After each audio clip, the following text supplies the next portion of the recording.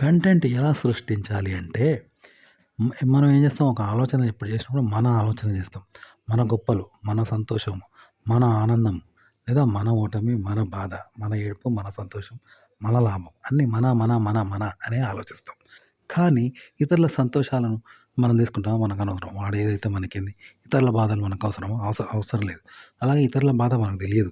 ఇతరుల సంతోషం మనకు అవసరం లేదు. వాని బాధ మనకు అసలే అవసరం లేదు, తెలియదు. కదా! ఇలా ఉంటది.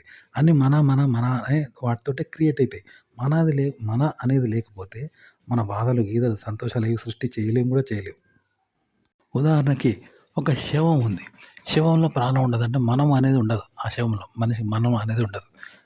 కాబట్టి కేవలం ఆ శవమే ఉంటది. దానికి మనం అనేది ఉండదు గదా! ఒక వ్యక్తి కర్త అనేది ఉండదు దానికి. కాబట్టి అందులో ఏముండరు, నిర్జీవి అంటారు గదా! అందులో భావాలు, ఆలోచనలు, సంతోషాలు, బాధలు, స్పందనలు, లాభాలు, ఏడుపులు, దుఃఖాలు, సంతోషాలు, గొప్పలు, గర్వము, విజయము ఇవన్నీ ఉంటూ ఉండొచ్చు. అనుకుందాం.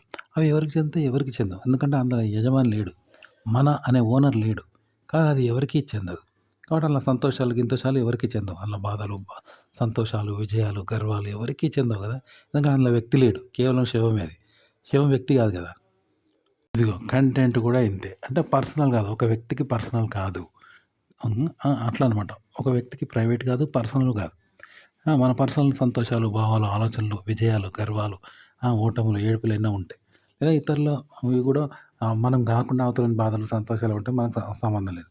అంటే ఈ 2 లేవు. మనవి కావు, ఇతరులవి కావు. ఈ 2 కాకుండా కలిగే స్పందనలు ఉంటాయి చూసినావా? అవి ఎవరికీ చెందవు. చూసారా? అవి ఎలా ఉంటాయి?